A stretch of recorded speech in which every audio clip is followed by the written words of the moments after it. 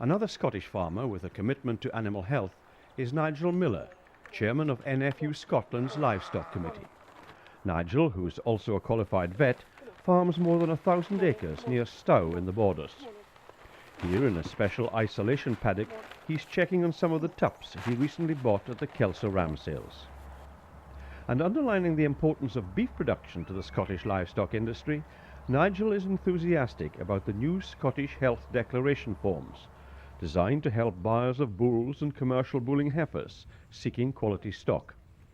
The information on the certificate covers leptospirosis, IBR, BVD, TB and Jonas. So what information does it give on BVD, for example? For all buyers, BVD and TB are going to be issues which they're concerned of. It doesn't matter about whether you're interested in health in specific terms. BVD and TB are crucial. And the BVD certificate, if the animal has a certificate, it shows that the animal's been tested for BVD virus and it is free of virus. And that is really important for any animal going into a herd which hasn't experienced virus.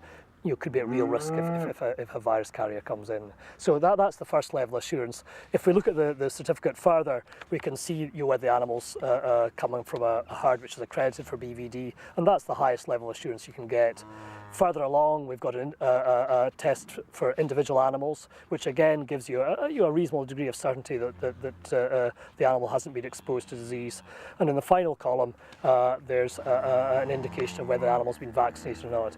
And vaccine, can be, really a useful tool for most commercial buyers, especially. In protecting against risks of animals moving through sale rings, moving through show rings, and even through transport. It means that it started off free of virus, and because it's had the vaccine, it's actually safe from any challenge in the future, and it isn't going to carry virus in the future. And that's what really matters to most commercial buyers. So that vaccine column may actually be quite important as well.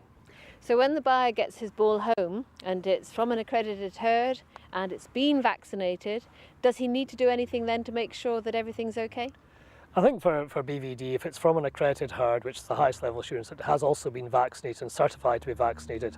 In BVD terms, you're pretty safe.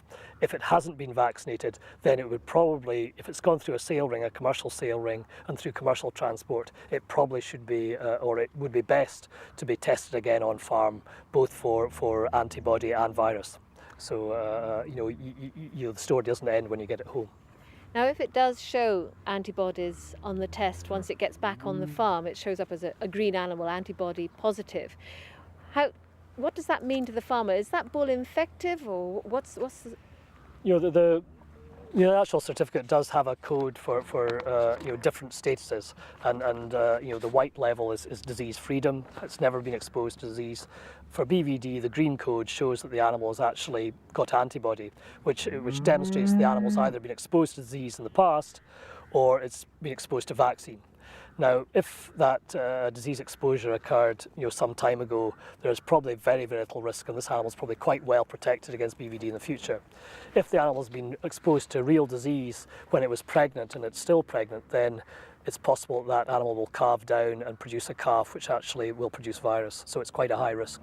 So I think that if you're buying animals of that green status, they can be useful, but be sure of their pregnancy status, and consult your vet. Think about it, whether this animal is actually suitable for you or not. So it's the in-calf female that is... The in-calf female, if she's exposed to disease, she can be a real risk in the future. Scotland has been relatively clear of TB, and obviously farmers need to be aware of that. So they're looking for information from this health certificate. Can you translate the TB information on that form for farmers to help them understand it? Well, TB is a crucial issue, I think, in animal health terms, for the UK, and Scotland's status is so good that we've really got to work hard to protect it. The disease column, the first column, indicates which diseases are accounted for on the form, and in that first box there is a number next to the TB disease label, That number indicates the testing frequency of the parish that the animal came from, or the origin. And that's the crucial thing as far as Scotland's concerned. What we are concerned about is bringing animals in from high-risk areas, and these high-risk areas have a 1 or 2 year testing frequency.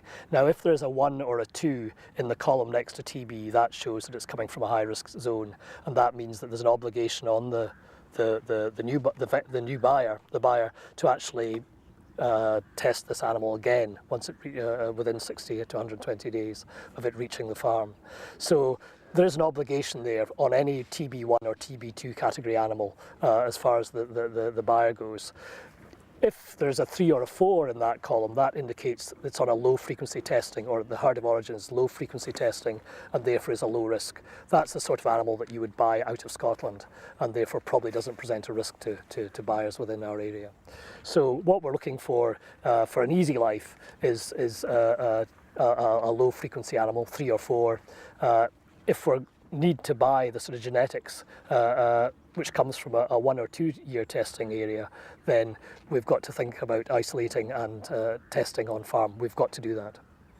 As Nigel Miller underlines, it's important to maintain Scotland's TB-free status by ensuring that an animal from a TB hotspot has been pre-movement tested before being post-movement tested by the new buyer between 60 and 120 days of the movement into Scotland.